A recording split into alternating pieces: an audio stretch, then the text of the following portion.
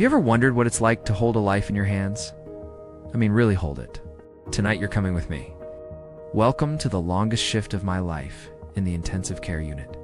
Stick around, because by the end of this, you'll see the world, and maybe even your own life, a little differently. And make sure you hit that subscribe button, because you won't want to miss what happens next. Hey, the clock on the wall shows 7 p.m. My shift just started, but the night is already in full swing. The air in the ICU is thick with a strange mix of antiseptic, anxiety, and a faint, almost electric hum from the machines that keep people alive. My first stop is bed 4. Mr. Henderson, a grandfather of 6, came in with a severe lung infection. His breaths are shallow, each one a struggle, even with the ventilator doing most of the work. His daughter is by his side, her eyes red from crying, clinging to his hand like a lifeline. I give her a small, reassuring smile, though my mind is racing through a dozen different treatment adjustments. We're doing everything we can, I tell her. It's a phrase we use a lot. It's true, but it never feels like enough. The first alarm blares at 7:42 p.m. It's a code blue. Bed 12. A young woman, barely in her 20s, post-op from a major car accident. Her heart has stopped. The room explodes into controlled chaos. Nurses rush in. The crash cart is at the bedside in seconds. Starting compressions, someone yells. I'm at the head of the bed, managing her airway. Time slows down and speeds up all at once. Every second is a decision. Epi is in. Resume compressions. The defibrillator paddles are charged. Clear. A jolt runs through her body. We watch the monitor, holding our collective breath. A flat line again. Another jolt. Nothing. For 20 minutes we fight. Push drugs. We shock. We pour every ounce of our training and energy into bringing her back. But her body has been through too much. At 8:05 p.m., I call it time of death. The silence that follows a code is the loudest sound in the world. It's a heavy, suffocating blanket. There's no time to process. The pager goes off again. My next patient is in bed 7, a middle-aged man who had a massive heart attack. His name is David. His wife Sarah sits in the corner, her face a mask of disbelief. He was fine this morning, she tells me. They were planning a vacation. Now he's here, hooked up to more machines than you can count, his life hanging by a thread. The numbers on his monitor are a roller coaster. His blood pressure drops, we push meds. His heart rhythm goes haywire. We adjust the drips. It's a constant, delicate balancing act. It feels like trying to juggle water. For the next 2 hours, I don't leave his bedside. I'm constantly talking to the nurses, calling the pharmacy, analyzing lab results. We're trying to stabilize him enough for a potential life-saving procedure, but he's just too fragile. It's a waiting game, and in the ICU, waiting is torture. Around midnight, a small victory. A patient in bed 2, an elderly woman who's been with us for weeks, finally gets to go to a regular floor. She's weak, but she's breathing on her own. She grabs my hand as they wheel her out. "Thank you, doctor," she whispers, her voice raspy. "You saved me." In that moment, the exhaustion lifts, just for a second. It's a reminder of why we do this. These small wins are the fuel that keeps us going through the losses. But the moment is fleeting.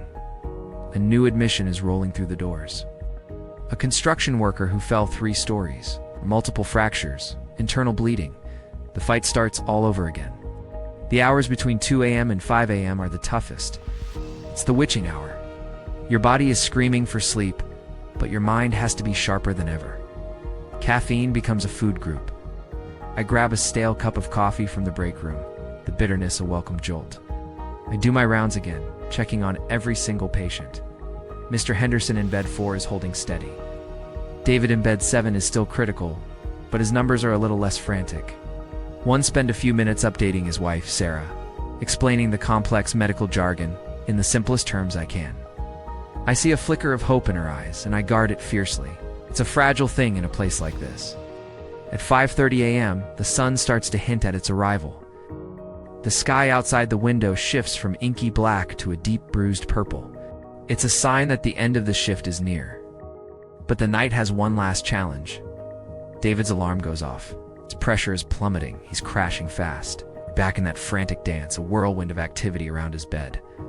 He's bleeding internally again, I say to the team. We have to get him to the OR. Now, it's a massive risk. Moving a patient this unstable is like transporting a ticking bomb. But staying here is a death sentence. We make the call. The surgical team is ready.